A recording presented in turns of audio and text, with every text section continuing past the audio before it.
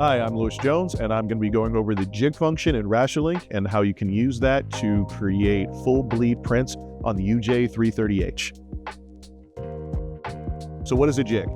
It's common practice in flatbeds to have some kind of device to keep your object stable and stop it from moving while you're printing.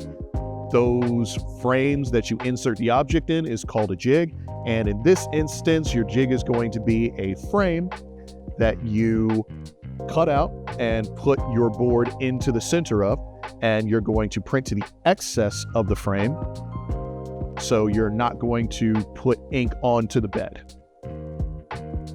So we found for jigs on the 330H, we want it to be sturdy and stable. We don't want it flimsy. We've tried the same function using cardboard, and the inserts of the boards did not stay stable and the jigs didn't hold while you were putting it on the belt. The thickness of your jig should be either smaller or the same size as your board. So if I'm inserting this piece into this jig, the height of the media is what I should be using, not the height of the jig. So you want accurate prints on the media instead of on the jig.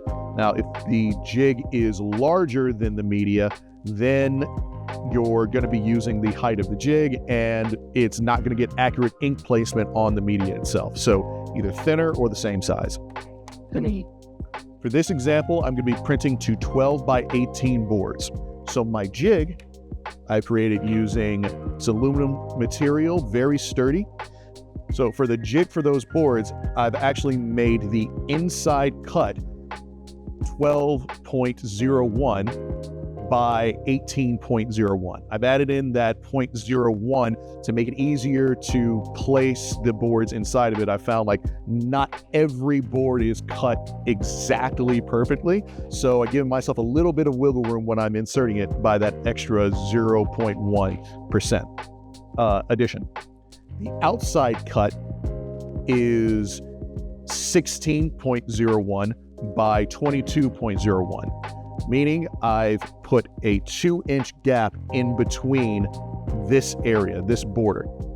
It has to be the same thickness all the way around. If this was 1 inch or less than 1 inch, that would work too, as long as that distance is the same all the way around. Now it's time to load my media. I'm going to load this piece into the back with the jig surrounding it, just like this. First, you're going to enter your thickness manually, going into media settings, choosing your preset, going into head height, choosing what your thickness will be.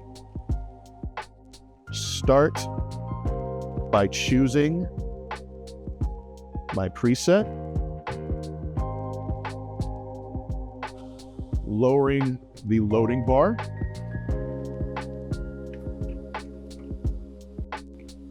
inserting my media with the frame in the back.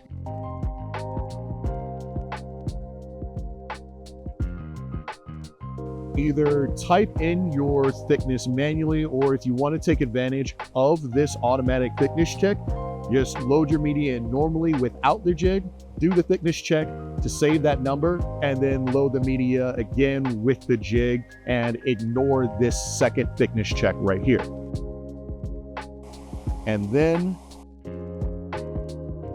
have the machine do a media detection to find the right edge, left edge, and front edge of your jig. It's going to be measuring the jig and not the media itself. If your jig is clear or your border is too small for the machine to pick up the width and the front edge, just detect the media manually. The last thing is to type in the length of your media. You should type in the full length of the jig and not the printed board. Next, we're going to move over to Rasterlink. Select the jig function. Use this window to type in your new template name. Press the plus button when you're done. Next, you're going to go into the jig definition section. This is where you tell Rasterlink what the size of your jig is. In the size section, you're going to type in the outside edge measurements of your jig. So in this case, 16.01 by 22.01. Under size of material, type in the actual size of the board you're printing to. So in this case, 12.01 by 18.01. I'm changing my copies to 1. And for first position, you should use the measurement of the inside of the jig from the outside of the jig. So the full border of your jig. For this example, I'm going to use 2 inches. Lastly, in the layout section, choose the middle square to highlight. Back in the jig layout section, you're going to decide what the size of your printed artwork should be. So fit it to your jig and then increase it to whatever value you want it to be. So anything outside of that black line in the center is going to be printed outside of your artboard, and that's what you will use to determine what your full bleed will be.